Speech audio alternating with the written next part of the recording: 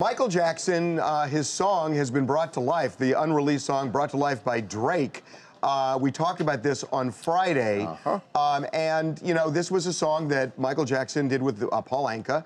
And a long time ago. A long time ago. Pre-Thriller. And we're thinking, wow, boy, the Jackson family must love this. Well, not all of them do. No.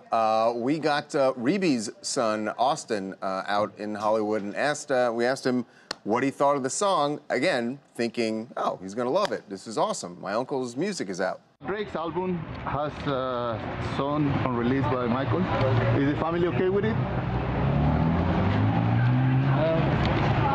I mean, I'm not. No? I mean, but Drake's talented. Yeah, but I mean, like, won't you prefer, like, being released as a single, but, I mean, like... I just feel like, I feel like if he didn't finish it, you shouldn't use it. So, well, so that it puts a different spin on, there's a lot of music that's unreleased by Michael, and we always... And how do we know that he was not ever going to release it at one time? We know a lot. So let me tell you, I want to take you back to right after Michael's death. When Michael died, we found out that he had just scores and scores and scores of unreleased music. And there was a big thing because the estate, remember when they put the This Is It album out, right. There were some people in the family who were saying, Michael didn't want things released that he did. This is not dissimilar to Prince. Right. He didn't want stuff released that he didn't feel was up to snuff. They released This Is It, became a big hit. But there was all this other music that Michael never released. So there are two things possibly going on. One is that there are people who think that if Michael wanted it released. The other side of it is this, that there are people in the Jackson family who, to this day, really dislike the Michael Jackson estate. Right. And part of the reason is because they got cut out. They got cut out. Right. And right now, the way the estate goes is that Katherine Jackson has a life estate where she is able to get, you know, the interest from the proceeds, and the estate takes care of her. Once she dies, it goes almost all to the children, kids, with right. the exception, I believe, of 10% charity. His siblings cut out. The siblings have gotten was cut out. Nothing.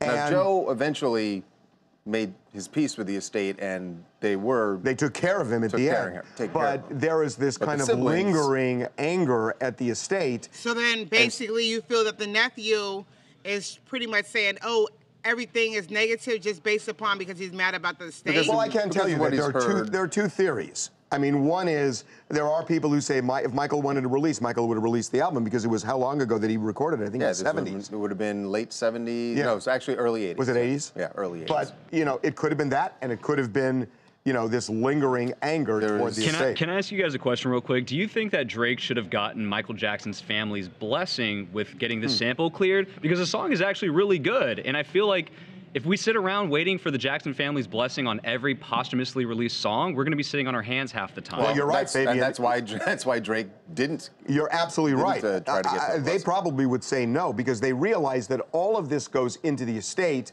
And again, I'm not saying that their motivation is money, but if you ask his kids, though, they may have a different opinion. They may be like, "Thank you for giving our father a tribute in your song. I mean, your album. We appreciate that, and it's wonderful based upon keeping my father's name alive with such a huge artist like Drake." And, you know, and the other thing you got to understand is, ultimately, the estate is responsible for all things Michael Jackson. They created the Cirque du Soleil They musical. make the call, they bring in huge revenue with the decisions that they make. So, and that's their job. Hi, this is Gail Spurgeon. I'm down here in Key West, and I wanted to comment on the Drake release and Michael Jackson song.